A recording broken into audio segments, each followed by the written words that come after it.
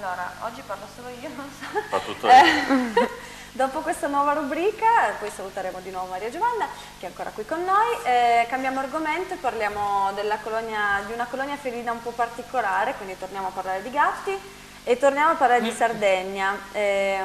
La colonia felina è sita su Pallosu, che teoricamente in sardo dovrebbe pronunciarsi un po' diversamente. E la particolarità su Ballusu, una cosa del genere. La particolarità di questa colonia è che è sita sul mare, quindi adesso faccio che farvi vedere direttamente il video, quindi vi renderete conto della particolarità. Può andare in onda il video.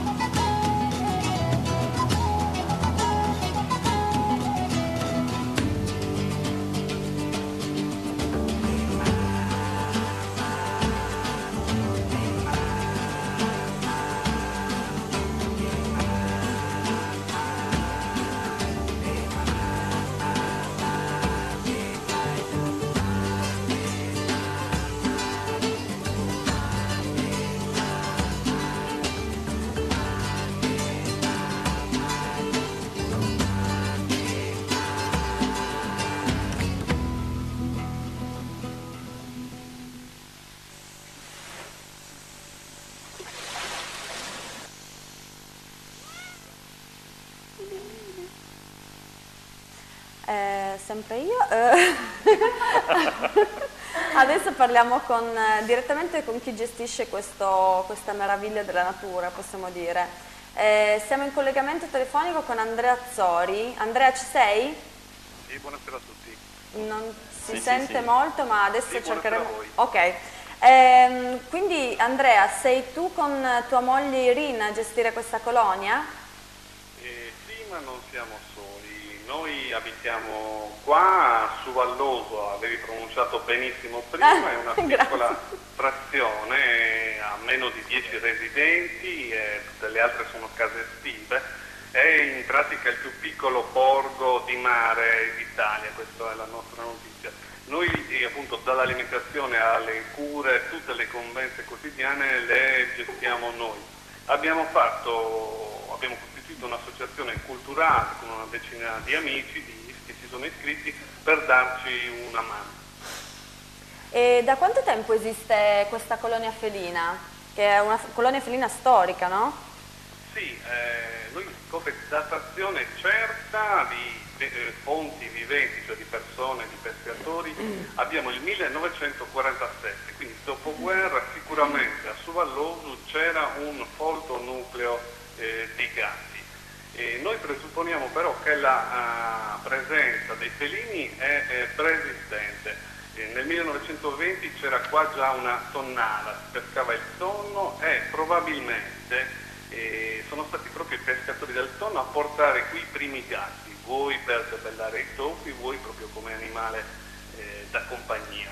Quindi sì, è sicuramente una delle più vecchie della Sardegna, ma direi anche forse d'Italia. E invece la tua testimonianza diretta risale a? Allora, noi siamo qui residenti da ormai 5 anni, ma la nostra appunto è una delle case più vecchie della zona. Prima era la casa estiva. Io praticamente tutte le mie estati o anche fine settimana durante i periodi invernali e estivo venivamo sempre qua con la famiglia e i gatti ci sono sempre stati. Io ho sempre giocato e sono cresciuto praticamente con i gatti. E la colonia felina, oltre ad essere appunto un posto bellissimo, sta per diventare anche patrimonio dell'UNESCO? Magari, non proprio. Diciamo che noi abbiamo lanciato questa l'idea per una serie di ragioni. Una è appunto questa rarità, la presenza dei gatti che arrivano sino alla spiaggia, perché non abbiamo conoscenze di colonie così numerose come la nostra in un posto sulla costa, sul mare. Quindi questa è la prima ragione. Oltre a questo si vanno a sommare almeno altre due specificità del nostro territorio. Una valenza culturale e archeologica, perché proprio nella stessa spiaggia dove avete visto prima nel video i gatti è un sito archeologico nuragico. È stato trovato un deposito votivo con oltre 300 vasi di epoca nuragica proprio sotto la sabbia. Quindi una valenza archeologica, in più una valenza naturale. Noi siamo nel Sinis, sulla costa centro-occidentale della Sardegna, e proprio anche nella stessa area della colonia abbiamo delle specie botaniche che sono uniche in Europa. Tra l'altro una è proprio legata ai gatti, e il nome volgare si chiama testa di micio, è l'Elianthemo, è una famiglia delle cistacee, la famiglia del cisto, che fa dei bellissimi fiori gialli proprio tra qualche mese in primavera. Neanche farla apposta.